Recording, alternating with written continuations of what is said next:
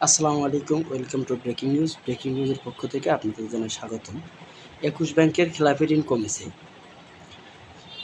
গত বছর অস্থিরতার মধ্যেও দেশের ২১ ব্যাংকের খেলাপি ঋণের অনুপাত মোট ঋণের ৫% নিচে রাখতে সক্ষম হয়েছে।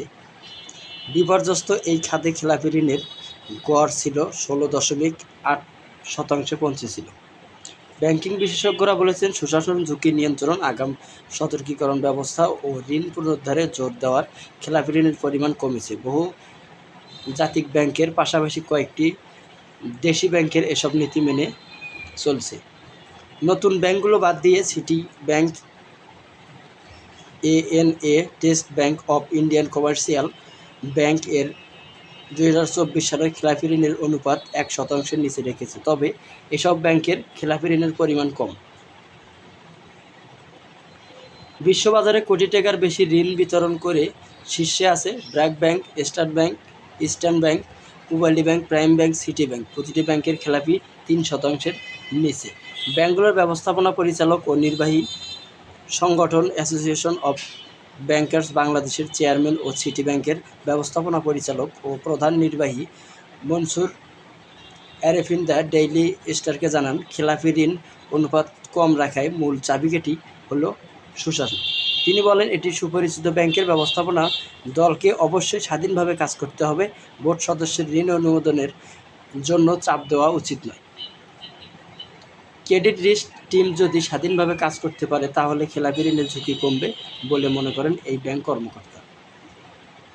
Trust bank, Dutch Bangla bank, Jamuna bank, mutual trust bank, Habib bank, Shahjalal Islami bank, NCC bank ও ব্যাংক এশিয়ার ঋণ খেলাপির অনুপাতে ১০%-এর নিচে। ২০২৪ সালের গড় ছিল ১৬.৮%।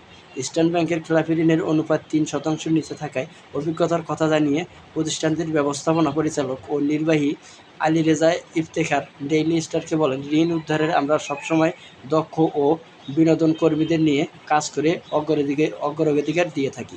২০২৪ সালের মতন কঠিন বছরের মুখোমুখি হয়েও আমরা গ্রাহকদের কঠোর পর্যবেক্ষণে রেখেছি এবং যোগ্য কর্মীদের এনে ঋণ পুনরুদ্ধার দলকে শক্তিশালী করেছি। তাদের প্রতিষ্ঠা ব্যবসা সম্প্রসারণ ও খেলাপি কমাতে মনোযোগ দিয়ে তিনি আরও বলেন, খেলাপি ঋণের পরিমাণ কমাতে অনেক কৌশল খাটানো হয়।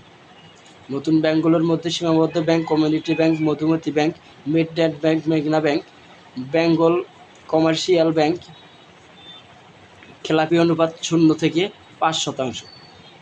সিটি ব্যাংক, এএন বাংলাদেশের সাবেক নির্বাহী মামুনুর রশিদ ডেইলি স্টারকে বিদেশি ব্যাংকগুলোকে ঋণ ঝুঁকির ক্ষেত্রে সতর্কতা, পর্যবেক্ষণ ও ঝুঁকিতে থাকা সম্পদ ব্যবস্থাপনায় কাঠামোগত পদ্ধতি বজায় রেখেছে। বকেয়া হওয়ার আগে ঝুঁকিপূর্ণ নিশ্চিত করতে বিশেষ কমিটি বৈঠক করে এগুলোর মাধ্যমে প্রায় ঋণ খেলাপি নিয়ন্ত্রণ করা হয় বলে জানান তিনি। ইউনিয়ন ব্যাংক এখনও ২০২৪ সালের আর্থিক প্রতিবেদনে প্রকাশ করেনি। কেন্দ্রীয় ব্যাংকের তথ্য অনুসারে গত মার্চ শেষে ব্যাংকের খেলাপি ২৫,৩০৩ কোটি টাকা হয়। এই ব্যাংকের বকেয়া প্রায় ৯০%। ব্যাংকটির চেয়ারম্যান মোহাম্মদ আব্দুল মান্নান, আমাদের প্রতিষ্ঠানের ঋণ ভুলভাবে শ্রেণীবদ্ধ করা হয়েছে। তিনি জানান, গত বছরের গণঅভ্যুত্থানের পর গঠিত নতুন বোর্ডের এসব অনিয়মের সামনে আসে। মোহাম্মদ আব্দুল মান্নান আরও বলেন যে, নেতৃত্ব পরিবর্তনের পর খুচরা আমানত আকর্ষণ ১০ লাখ নতুন হিসেবে খোলা ও ৩,৫০০ কোটি টাকার আমানতের উপর নজর দিয়েছে ব্যাংকটি। ঋণ গ্রহীতা হিসেবে তালিকাভুক্ত না হওয়ায় অনেকে ৪০,০০০ কোটি টাকা ঋণ দেওয়া হয়েছে। চট্টগ্রামের এক ব্যবসায়ীদের নিয়ন্ত্রণে থাকায় এই ব্যাংকের ভিতরে জালিয়াতি এখনও বন্ধ হয়েছে। জনতা ব্যাংকের ব্যবস্থাপনা পরিচালক বলেছেন, অনেক সম্পদ নিয়মিত হিসেবে দেখানো হয়েছিল, সেগুলো ২০২৪ সালে শ্রেণীকৃত করা হয়েছে। তার ভাষ্য, গত ৬ মাসে পুনরুদ্ধারের ইতিমধ্যে পুরো ২০২৪ সালের তুলনায় ছাড়িয়ে গেছে। আমরা খেলাপিদের সম্পদ বিক্রি করে ঋণ আদায় বাড়াইছি। সময় লাগবে পুনরুদ্ধার করতে।